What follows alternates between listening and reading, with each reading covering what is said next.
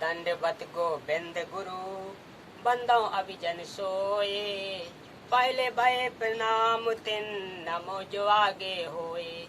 गुरु को कीजे दंडवत कोट कोट प्रणाम। कीट न जाने ब्रंग को यो गुरु कर आप समान। सत साहिब। हाँ तो श्रोता बंधुओं, आज मैं आप लोगों के सामने ब्राह्मण ही कथा के अधिकारी है प्रमाण रामचरितमानस से। तो सुनिए बड़े गौर से। उत्तर प्रदेश के इटावा जिले में यादव समाज के कथावाचक को ब्राह्मणों द्वारा क्रूरता से अपमानित और पीटने का मामला सामने आया है।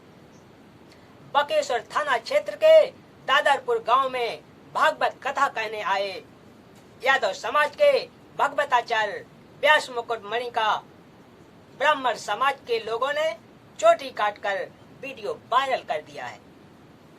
इस वीडियो के सामने आने के बाद हड़कंप मच गया है।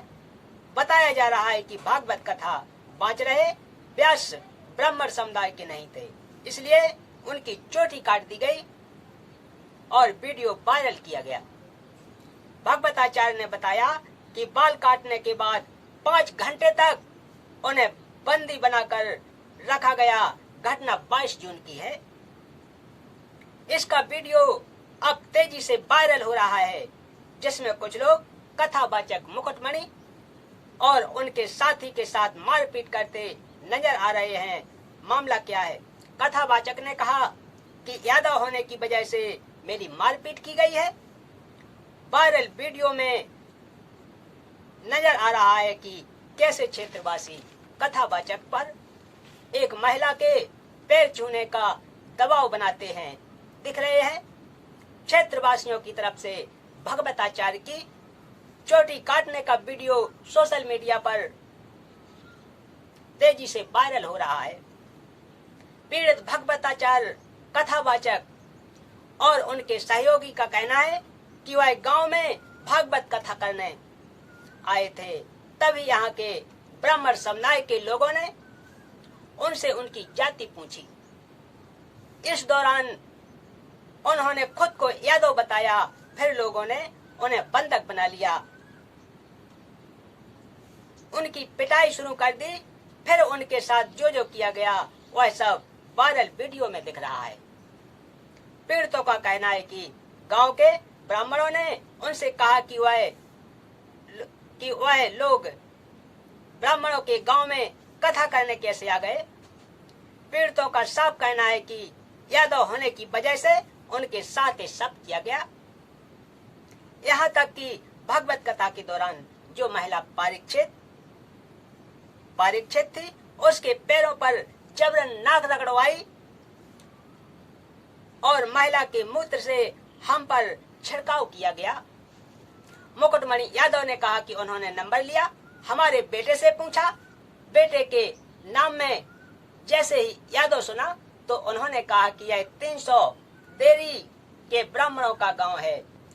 यादव होकर यहाँ भागवत करने आए हो और इन्होंने हमें बहुत मारा। रात भर इन्होंने बहुत टॉर्चर किया, यहाँ तक कि हमारे बाल काट दिए। कथावाचक के सहयोगी संत सिंह यादव ने आरोप लगाया कि इन लोगों ने एक महिला का मूत्र हमारे ऊपर छिड़का। इसके बाद बोले, ब्राह्मण का मूत्र तुम्हारे ऊपर पड़ गया है, अब तुम पवित्र हो गए हो। मुकुटमणि ने बताया कि मैं कथावाचक हूँ, गांव वालों ने मुझे बंदी बना लिया, मोबाइल छीन लिया, 25,000 रुपए, एक जंजीर और 4 अंगूठी ले ली। बाद में 3 अंगूठी वापस कर दी, लात घूंसों से मारा और इसके बाद उन्होंने पैर छुपवाए। पहले हमारे सहायक आचार्य जी की चोटी काटी, फिर हमारी चोटी काटी। इसके बाद बजरंगबली के जय जयकार नारे लगाए और उसके बाद हमको वहां से निकाल दिया।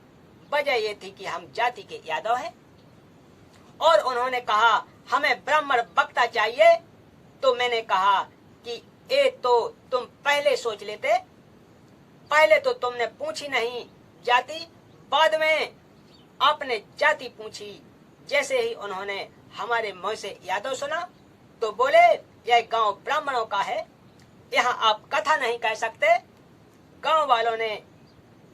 गांव वालों के सामने मेरा सिर मुड़वाया और परीक्षित बनी महिला के पैरों में जबरन नाक रगड़वाई। गांव के बच्चों, महिलाओं और पुरुषों के जूतों पर सिर रखकर माफी मंगवाई। 25,000 रुपए और एक सोने की चेन छीन ली। मुझे बेइज्जत कर दिया, गांव से भगा दिया। मेरा सारा सामान अभी भी उनके कब्जे में है। तो भाइयों, आइए देखते हैं प्रमाण रामचरितमानस में तुलसीदास जी महाराज ने रामचरितमानस में क्या प्रमाण दिया है। उत्तरकांड दोहा नंबर 99, चौपाई नंबर 3। जे बरनाधम तेली कुमारा, स्वपच किराते कोले कलवारा। नार मुई ग्रह संपत नासी, मूड मुड़ाए होए सन्यासी। तेली कुमार चंडाल, भील कोल और कलवार आदि जो वर्ण में नीचे हैं, स्त्री के मरने पर अथवा घर की संपत्ति नष्ट हो जाने पर सिर मुड़ाकर सन्यासी हो जाते हैं। ते विप्रन सन आप पुजाबई, ओ भय लोक निजे हाथ नसाबई। विप्र निरक्षर लोलुप कामी, निराचार सट ब्रसली स्वामी। वे अपने को ब्राह्मणों से पुजवाते हैं और अपने ही हाथों दोनों लोग नष्ट करते हैं। ब्राह्मण अनपढ़, कामी, आचारहीन, मूर्ख और नीची जाति की व्यभिचारिणी स्त्रियों के स्वामी होते हैं। शूद्र कराएं जप तप व्रत नाना, बैठे बरासन कराएं पुराना। सब नर कल्पित कराएं अचारा, जाए न बरन अनीत अपारा। शूद्र नाना प्रकार के जप तप और व्रत करते हैं तथा ऊंचे आसन यानी व्यास गद्दी पर बैठकर पुराण कहते हैं। सब मनुष्य मनमाना आचरण करते हैं। अपार अनीति का वर्णन नहीं किया जा सकता। चलिए अब देख लेते हैं ब्राह्मण कथा के अधिकारी हैं या नहीं है। जिस समय राजा परीक्षित को ऋषि के श्राप पर तक्षक सर्प ने डसना था, तो राजा परीक्षित जी के उद्धार के लिए श्रीमद् भागवत सुधा सागर की 7 दिन की कथा करनी थी। पृथ्वी के सर्व ऋषियों तथा पंडितों से श्रीमद् भागवत की कथा परीक्षित को सुनाने का आग्रह किया गया। वे वास्तव में पंडित थे, वे परमात्मा के विधान को जानते थे।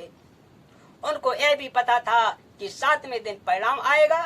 विश्व के बुद्धिजीवी व्यक्तियों की दृष्टि 7वें दिन परीक्षित का क्या होगा, इस पर टिकी थी। पृथ्वी के सर्व पंडितों ने श्रीमद् भागवत की कथा सुनाने से मना कर दिया तथा कह दिया कि हम अधिकारी नहीं हैं, हम किसी के मानव जीवन के साथ खिलवाड़ करके पाप के भागी नहीं बनेंगे। जिस वेद व्यास जी ने श्रीमद् भागवत को लिखा था, उसने भी कथा सुनाने से इनकार कर दिया। सब ऋषियों ने बताया कि स्वर्ग से ऋषि सुखदेव जी को इस कार्य के लिए बुलाया जाए। वे कथा सुनाने के अधिकारी हैं। राजा परीक्षित के लिए स्वर्ग से सुखदेव ऋषि को बुलाया गया। कुछ समय नरक भोग कर युधिष्ठिर स्वर्ग से पुण्य फल भोग रहा है। उसने मोह के बस होकर अर्जुन के पुत्र परीक्षित के उद्धार के लिए अपने कुछ पुण्यों को सुखदेव ऋषि को दान किया। उस पुण्यों की कीमत से श्री सुखदेव जी विमान में बैठकर पृथ्वी पर परीक्षित राजा को श्रीमद् भागवत की कथा सुनाने आए। 7 दिन कथा सुनाकर परीक्षित का राज तथा परिवार से मोह समाप्त किया। तक्षक सर्प ने परीक्षित को कथा के दौरान ही डसा।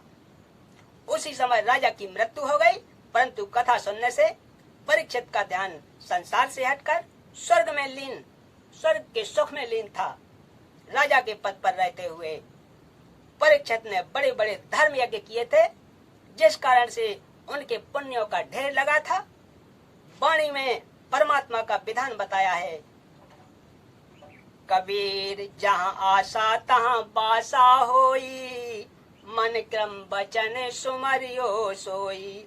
गीता अध्याय 8 श्लोक 6 में भी यही प्रमाण है कि हे भारत, परमात्मा का यह विधान है जो अंत समय में जिसमें भाव यानी आस्था रखकर स्मरण करता है वह उसी को प्राप्त होता है।